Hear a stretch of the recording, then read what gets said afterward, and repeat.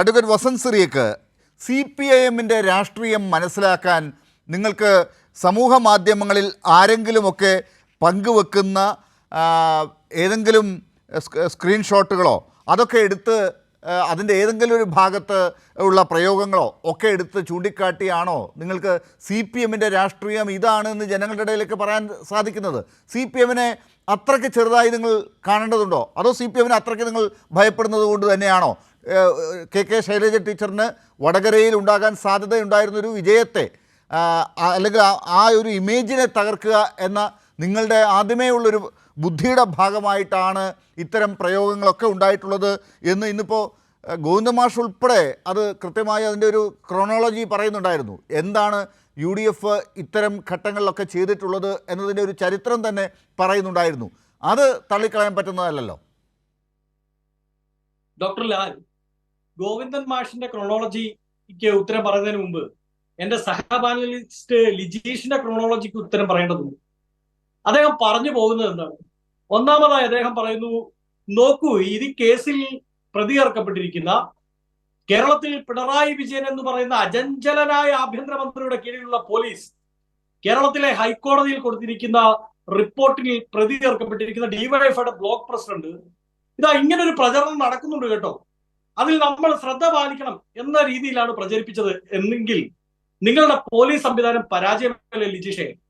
നിങ്ങളുടെ ബ്ലോക്ക് പ്രസിഡന്റിന് പോലും നിങ്ങളുടെ ബ്ലോക്ക് പ്രസിഡന്റ് ഒരു ജാഗ്രതാ മെസ്സേജ് ആണ് ഇട്ടതെങ്കിൽ, അങ്ങ് പറഞ്ഞതിനെ കുറച്ചുകൂടി ഞാൻ പൊളൈറ്റ് ആയി പറയാം, ജാഗ്രതാ മെസ്സേജ് ആണ് ഇട്ടതെങ്കിൽ അങ്ങനെ ഒരു ജാഗ്രതാ മെസ്സേജ് ഇടുന്ന ഭരിക്കുന്ന പാർട്ടിയുടെ യുവജന സംഘടനയുടെ ബ്ലോക്ക് പ്രസിഡന്റിനെ പ്രതി ചേർക്കുന്ന പോലീസ് ആണെങ്കിൽ നിങ്ങളുടെ ആഭ്യന്തര വകുപ്പ് പരാജയമാണെന്ന് നിങ്ങൾ സമ്മതിക്കണം. ഒന്ന്. രണ്ട്, അദ്ദേഹം പറഞ്ഞു ഷാഫി പറമ്പിൽ തള്ളി പറഞ്ഞില്ലത്രേ. എത്ര വീഡിയോകൾ വേണം? കൈരളിയുടെ അടക്കം ബൈറ്റുണ്ട്. ഒരു വർഗീയവാദിയുടെയും വോട്ട് എനിക്ക് ആവശ്യമില്ല. ഈ തെരഞ്ഞെടുപ്പിൽ തോറ്റാലെന്നല്ല, ഏതൊക്കെ തെരഞ്ഞെടുപ്പുകളിൽ തോറ്റാലും വർഗീയ ചാപ്പ കുത്തിക്കൊണ്ട് ജയിക്കാൻ ഞാൻ ആഗ്രഹിക്കുന്നില്ല എന്നടക്കം എത്രയോ ബൈറ്റുകൾ തെരഞ്ഞെടുപ്പിന് മുമ്പ് ശ്രീ ഷാഫി പറമ്പിൽ പറഞ്ഞു. പിന്നീട് അദ്ദേഹം പറയുകയാണ് ഇത് UDF-ന്റെ സ്ഥിരം പണിയാണത്രേ. മാഷാള്ള സ്റ്റിക്കർ ഒട്ടിച്ച ആരാ ലിജീഷേ? പിന്നെ രണ്ടാമത് നിങ്ങളൊരു പാട്ടിറക്കിയായിരുന്നല്ലോ, എന്താണ് ആ പാട്ട്? വസന്ത്, നമുക്ക് ഈ വിഷയത്തിലേക്ക് തന്നെ തിരിച്ചു വരാം. വസന്ത്, ഇപ്പൊ ഈ കാര്യത്തിൽ ആരാണ് ഇത്തരത്തിൽ പ്രചരിപ്പിച്ചത്? ഇത്തരത്തിലുള്ള ശൈലജ ടീച്ചർക്ക് എതിരായുള്ള ഇത്തരം പ്രയോഗങ്ങൾ ആരാണ് പ്രചരിപ്പിച്ചത്, ഷെയർ ചെയ്തത് എന്നൊക്കെയുള്ള കാര്യത്തിൽ താങ്കൾ ഈ DYFI നേതാക്കളെയൊക്കെ സംശയത്തിൻ്റെ മുൾമുനയിൽ നിർത്തുമ്പോൾ പോലീസിൻ്റെ റിപ്പോർട്ടിനെ ആധികാരികമായി എടുക്കുമ്പോൾ അക്കാര്യങ്ങൾ നമുക്ക് കോടതിയിൽ കാണേണ്ട കാര്യമാണ്. അത് അവിടെ നമുക്ക് ആ കാര്യങ്ങൾ വരുമ്പോൾ എന്താണ് മറുപടി പറയുക CPM എന്നുള്ളത് നമുക്ക് അപ്പോൾ അന്വേഷിക്കേണ്ടതും തന്നെയാണ്, അത് ചർച്ച ചെയ്യേണ്ടതാണ്. പക്ഷേ ഇപ്പോൾ ഈ ഘട്ടത്തിൽ ഞാൻ ചോദിച്ചത് അതല്ല. CPM-നെ നിങ്ങൾ കരിവാരിത്തേക്കാൻ ശ്രമിക്കുന്നത്, നിങ്ങൾ എതിർക്കുന്നത്, നിങ്ങളിപ്പോൾ പ്രതിരോധത്തിലാക്കാൻ നോക്കുന്നത് CPM ഇത് വർഗീയമായി ഉപയോഗിച്ച് നേട്ടമുണ്ടാക്കാൻ ശ്രമിച്ചു എന്നാണ്. അതിനൊരു കണക്കെടുത്ത് നോക്കിയാൽ ഗോവിന്ദമാഷ് പറഞ്ഞ കണക്കുകൾ പരിശോധിക്കുമ്പോൾ അങ്ങനെയുള്ള തന്ത്രങ്ങൾ പ്രയോഗിച്ചതിൽ കോൺഗ്രസ് ആണ് ഏറ്റവും കൂടുതൽ മുൻപന്തിയിൽ നിൽക്കുന്നത് എന്നല്ലേ കാണാൻ സാധിക്കുന്നത്? അല്ല ഡോക്ടർ ലാൽ, ഞാൻ വളരെ കൃത്യമായി പറഞ്ഞു കഴിഞ്ഞല്ലോ. എന്താണ് ഇങ്ങനെ ഒരു പ്രചരണം അഴിച്ചുവിട്ടതിന്റെ ഗുണം കിട്ടാൻ സാധ്യത ഉണ്ടായിരുന്നത് അവിടെ CPM-ന് തന്നെയാണ്. കാരണം എതിർപക്ഷത്തുള്ള സ്ഥാനാർത്ഥി ഒരു മുസ്ലിം നാമധാരി ആയതുകൊണ്ട് അദ്ദേഹം മതേതര ചിന്താഗതിക്കൊപ്പം നീങ്ങുന്ന ആളല്ല എന്ന് മതേതരമായി ചിന്തിക്കുന്ന വടകരയിലെ വോട്ടർമാരെ തെറ്റിദ്ധരിപ്പിക്കാൻ CPM നടത്തിയ ശ്രമമാണ്. നോക്കൂ, അതിന്റെ ഭാഗമായി എത്രത്തോളം പരിഹാസ്യമായ ഒരു പ്രതിരോധമാണ് ഇപ്പോൾ വസന്ത് പറഞ്ഞത്. അങ്ങനെ ആരെങ്കിലും ചിന്തിക്കുമോ ഇത് ഏറ്റവും കൂടുതൽ സാധ്യത ഇത്തരം ഒരു പ്രചരണം ഉണ്ടായാൽ അത് ഏറ്റവും ദോഷകരമായി ബാധിക്കുക ശൈലജ ടീച്ചർക്കാണ്, ഇടതുപക്ഷത്തിനാണ് എന്നുള്ളത് വ്യക്തമാണ് എന്നുള്ളതാണ് ഏറ്റവും ശക്തമായ ഏതൊരാൾക്കും ഏതൊരു കുട്ടിക്കും ചിന്തിക്കാൻ സാധിക്കുന്നത്. രണ്ടാമത് മാത്രമേ താങ്കൾ പറഞ്ഞ സാധ്യതയിലേക്ക് പോകുന്നുള്ളൂ. അവിടെയാണ് CPM-ന്റെ പൊളിറ്റിക്കൽ ക്രൂക്കഡ്നെസ് ഉള്ളത്. അതായത് ഞാൻ അതാണ് പറയാൻ രണ്ടു തവണയും പറയാൻ പറഞ്ഞപ്പോൾ അങ്ങ് ഇടപെട്ടു. അതുകൊണ്ടാണ് ഈ പ്രചരണം അഴിച്ചുവിട്ടതിന്റെ തൊട്ടു പിറ്റേന്ന് മറ്റൊരു പാട്ടവിടെ വന്നു. ഏതാണ്? ഇബിലീസിന്റെ പണിപ്പുരയിൽ പണിത്തിരക്കാണ്, മാനവ സൗഹൃദം തകർക്കാൻ പണിത്തിരക്കാണ്. ആരാണ് ആ ഇബിലീസ്? ഏതാണ് ആ പണിപ്പുര? ആ പണിപ്പുര DYFI-യുടെ അഖിലേന്ത്യാ കമ്മിറ്റി ഓഫീസാണെന്നേ. അങ്ങനെ അതിനൊരു നാഥനുണ്ട്. ആ ഇബിലീസിന്റെ പേര് സഹാബ് A റഹീം എന്നാണ്. അഖിലേന്ത്യാ പ്രസിഡന്റ് അല്ലേ അവിടെ ഇതിനെതിരെ ജാഥ നടത്തിയത്? ഇപ്പോൾ പ്രതി ചേർക്കപ്പെട്ടിരിക്കുന്ന വ്യക്തി ഈ കാഫർ പരാമർശം അടങ്ങുന്ന സ്ക്രീൻഷോട്ട് ഷെയർ ചെയ്ത അതേ ആൾ തന്നെയാണ് ഇതിനെതിരെ അവിടെ ജനകീയ സദസ്സ് സംഘടിപ്പിച്ചത്. അതായത് ഒരേ സമയത്ത് വസന്ത് നമുക്കറിയാം ഇതൊരു തെരഞ്ഞെടുപ്പാണ്. വസന്ത് ഒരു മിനിറ്റ് വസന്ത്, ഇതൊരു തെരഞ്ഞെടുപ്പാണ്. തെരഞ്ഞെടുപ്പ് ഘട്ടത്തിൽ പലതരത്തിലുള്ള തന്ത്രങ്ങൾ ലോകം മുഴുവൻ സമൂഹ മാധ്യമങ്ങൾ ഉപയോഗിച്ചുകൊണ്ടൊക്കെ നടക്കുന്നൊരു കാലഘട്ടമാണ്. കോൺഗ്രസ് പല ഘട്ടങ്ങളിൽ അത് ചെയ്യുന്നതിൻ്റെ ഉദാഹരണങ്ങൾ നമ്മുടെ മുമ്പിലുണ്ട്. ഒരുപക്ഷെ നേതാക്കൾ അറിഞ്ഞുകൊണ്ടായിരിക്കില്ല, ആ പ്രവർത്തകർ അത്തരം കാര്യങ്ങളൊക്കെ ചെയ്യുന്നത് നമ്മൾ കണ്ടിട്ടുണ്ട്. പലതരത്തിൽ AI സാധ്യതകളൊക്കെ ഉപയോഗിച്ചുകൊണ്ട് എന്തൊക്കെ കാര്യങ്ങളാണ് ചെയ്യുന്നത് നമുക്കറിയാം. സംഘടനാ തെരഞ്ഞെടുപ്പിൽ നിങ്ങളുടെ യൂത്ത് കോൺഗ്രസിൽ നടന്ന കാര്യങ്ങളെക്കുറിച്ചൊക്കെ ഇപ്പോൾ പലരും കളിയാക്കി പറയുന്നില്ല. അതൊക്കെ നമുക്ക് അംഗീകരിക്കാൻ പറ്റുന്ന കാര്യമല്ല, വസന്തും അത് അംഗീകരിക്കുന്ന കാര്യമില്ല. ഇങ്ങനെയുള്ള കാര്യങ്ങളൊക്കെ ലോകം മുഴുവൻ നടക്കുന്നുണ്ട്.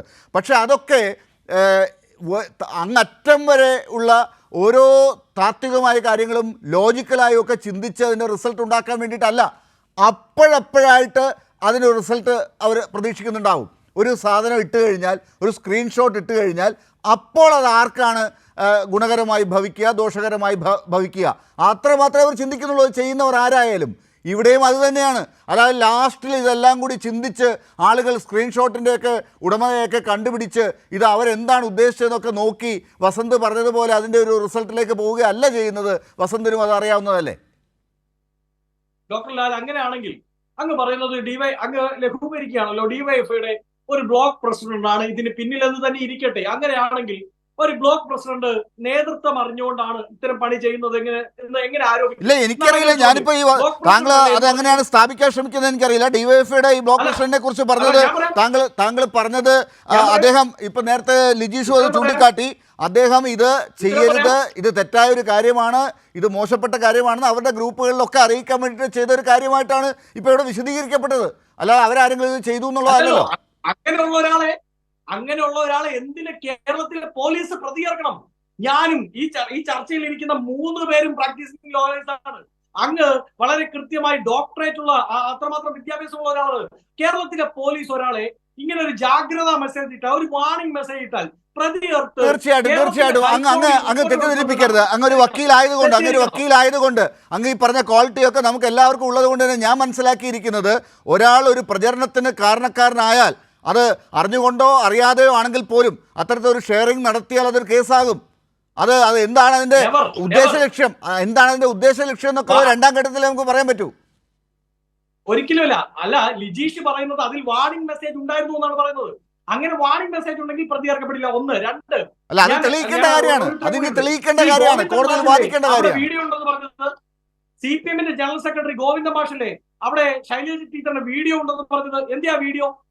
അതിൽ DYFIയുടെ ബ്ലോക്ക് സെക്രട്ടറി പോട്ടെ, ബ്ലോക്ക് പ്രസിഡന്റ് പോട്ടെ, CPMന്റെ സംസ്ഥാന ജനറൽ സെക്രട്ടറി നേരിട്ട് മാധ്യമങ്ങളോട് പറഞ്ഞില്ലേ അങ്ങനെ ഒരു വീഡിയോ? ലിജീഷ് വസന്ത് പറയുന്ന ഈ കാര്യങ്ങൾക്ക് എന്താണ് മറുപടി ലിജീഷ്?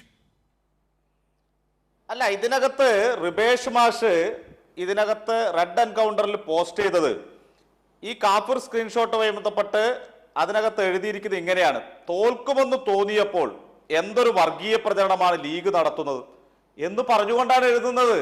അത് വാർണിംഗ് മെസ്സേജാണ്, അതാണ് പ്രചരിപ്പിച്ചിട്ടുള്ളൂ. അതായത് മറ്റുള്ള സ്ഥലത്ത് പ്രചരിപ്പിക്കുന്ന കാര്യങ്ങൾ ഇത് തെറ്റായ രീതിയിലാണ് പ്രചരിപ്പിക്കുന്നത് എന്ന നിലയിലാണ് DYFIയുടെ block president Ribesh master post ഇട്ടിട്ടുള്ളത് വാട്സപ്പിനകത്ത്. അത് മാത്രമല്ല, ഇപ്പോ അഡ്വക്കേറ്റ് വസന്ത് സിറിയൊക്കെ പറയുന്ന പോലെ റിബേഷ് മാഷ് ഒന്നും പ്രതിയല്ല. നിങ്ങൾ അങ്ങനെയാണോ ധരിച്ചു വെച്ചിരിക്കുന്നത്? റിബേഷ് മാഷെല്ലാം ഞങ്ങൾ കൊടുത്ത പരാതിക്കകത്തെ സാക്ഷികളാണ്. അതുമായി ബന്ധപ്പെട്ട് ഷെയർ ചെയ്തു മറ്റുള്ള വിഷയങ്ങളെല്ലാം അടങ്ങുന്ന കാര്യങ്ങളാണ്. ഞാൻ പറയട്ടെ സിറിയക്ക്, പിന്നെ അതുമായി ബന്ധപ്പെട്ട് പോലീസ് റിപ്പോർട്ട് ചോദിച്ചപ്പോൾ പോലീസ് നടത്തിയ നടപടിക്രമങ്ങളുടെ ഭാഗമായിട്ടാണ് കൊടുത്തത്.